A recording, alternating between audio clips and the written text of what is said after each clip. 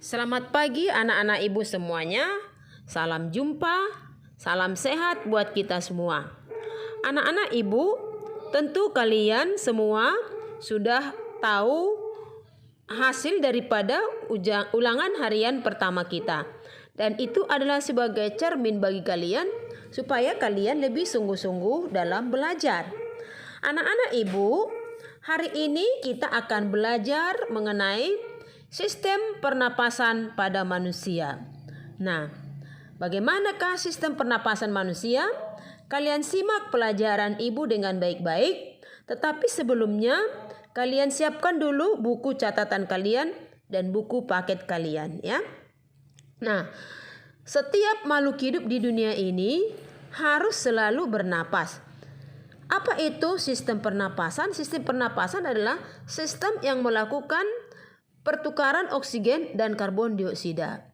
Nah, anak-anak ibu, untuk selanjutnya ibu akan memperkenalkan dulu apakah tujuan pembelajaran kita pada pagi hari ini. Yang pertama, tujuan pembelajaran kita adalah kalian mengerti dulu apa arti bernafas. Yang kedua, kalian mengenal alat-alat pernapasan itu. Dan yang ketiga, kalian mengetahui apa yang terjadi dalam sistem pernapasan itu. Nah, anak-anak ibu, silahkan kalian simak videonya dengan sungguh-sungguh. Sebelumnya siapkan buku catatan kalian, siapkan buku paket kalian, dan buka mengenai sistem pernapasan pada manusia. Nah, anak-anak ibu akan menjelaskan sama kalian apa-apa sajakah itu yang disebut dengan organ-organ pernapasan kita. Apa-apa sajakah yang termasuk organ-organ pernapasan kita? Kalian simak videonya dengan baik-baik ya nak. Jangan. Nah, sekarang mari kita lihat dulu apa-apa sajakah sistem pernapas, apa-apa sajakah organ pernapasan pada manusia itu. Bagaimanakah proses-proses yang terjadi di dalamnya, ya. Yang pertama, kita lihat dulu apa yang disebut dengan organ-organ pernapasan kita.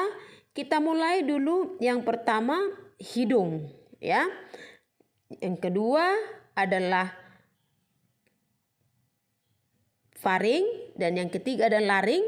Yang keempat trakea, yang kelima adalah bronkus, yang keenam adalah bronkioli, dan yang terakhir adalah alveoli.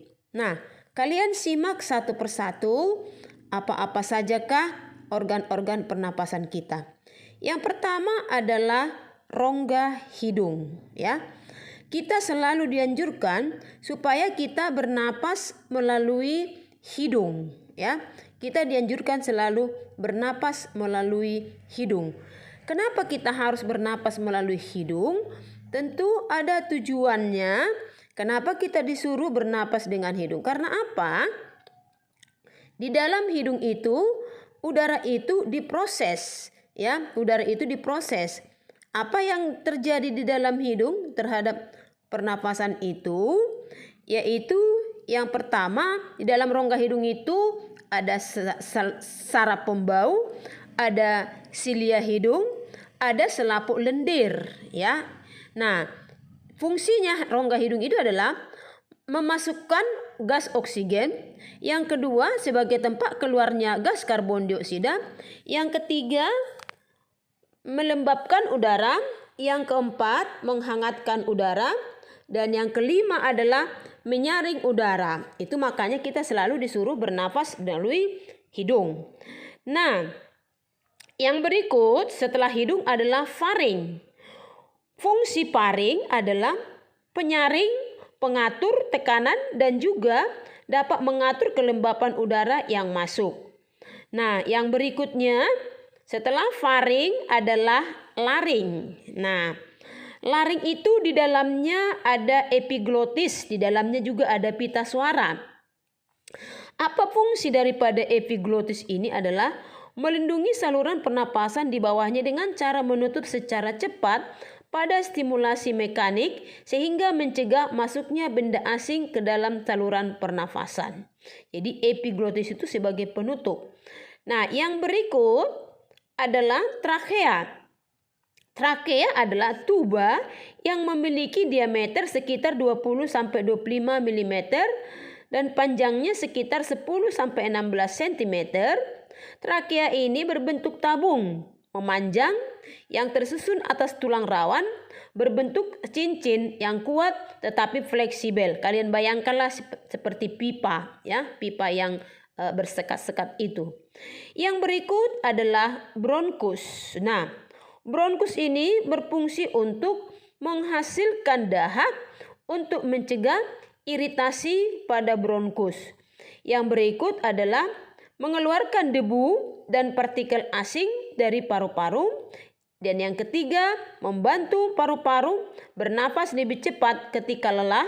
Dan yang keempat adalah mampu menahan beban saat bernafas. Yang kelima, memastikan udara masuk ke dalam paru-paru ketika kita sedang bernafas. Nah, yang berikut setelah bronkus adalah bronkiolus, cabang batang tenggorok, ya. Fungsinya adalah menyalurkan udara dari bronkus ke alveolus.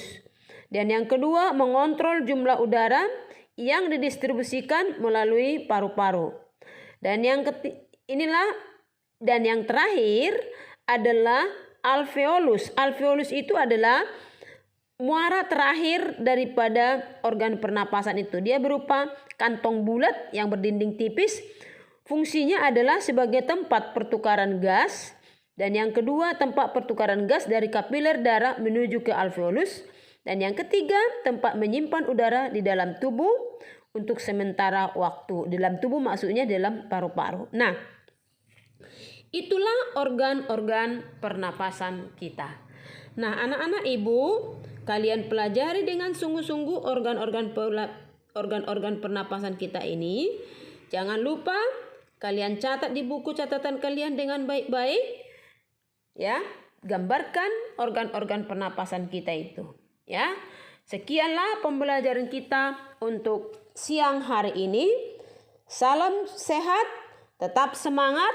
Sekian dan terima kasih.